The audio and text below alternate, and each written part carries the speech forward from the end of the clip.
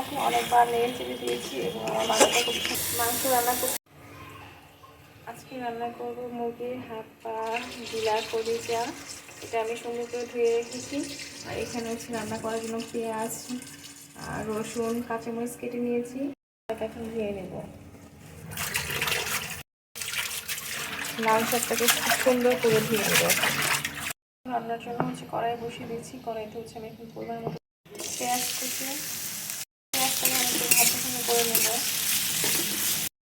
পেঁয়াজটা আমি খুব সুন্দর করে ভেজে নিয়েছি, একটু ব্রাউন কালার হয়ে গেছে। এখন আমি একে একে সবগুলো মশলা দিয়ে দিব। রসুন বাটাটা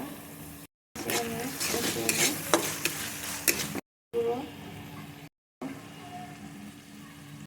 মতো হচ্ছে ধনিয়ার গুঁড়ো, হাফ টেবিল চামচ হচ্ছে জিরের গুঁড়ো। এখন আমি মশলাটা আমি খুব সুন্দর করে মিক্স করে নেব। একটু করে পানি দিয়ে দিলাম যাতে মশলাটা ভালো। আমি এখন 5 মিনিটের মতো মশলাটাকে খুব ভালো করে কষিয়ে নেব। মশলাগুলো খুব সুন্দর ভাবে বসানো হয়ে গেছে এবং হচ্ছে অনেক সুন্দর তেল বের হচ্ছে। এখন আমি হচ্ছে চামড়া পাটা সব দিয়ে দেবো। এখন আমি এটাকে খুব সুন্দর করে ঢেকে দিয়ে কিছুক্ষণ কষাবো, যাতে সুন্দর করে মাংসটা কষানো হয়। এবার আজকে অবশ্যই কমিয়ে দেবো। মাংস কিন্তু আমি খুব সুন্দরভাবে কষিয়ে নিয়েছি ঢেকে দিয়ে, মানে এর মধ্যে অনেকবার নেড়ে চেড়ে দিয়েছি এবং আমার মাংসটা খুব সুন্দর কষানো হয়ে গেছে। আমি এখন পরিমাণ মতো অল্প একটু করে পানি দিয়ে দেবো। ভুনা রান্না করবো, এই জন্য পানিটা কম দিয়েছি। এটা এখন আমি আবার ঢেকে দিয়ে রান্না করবো।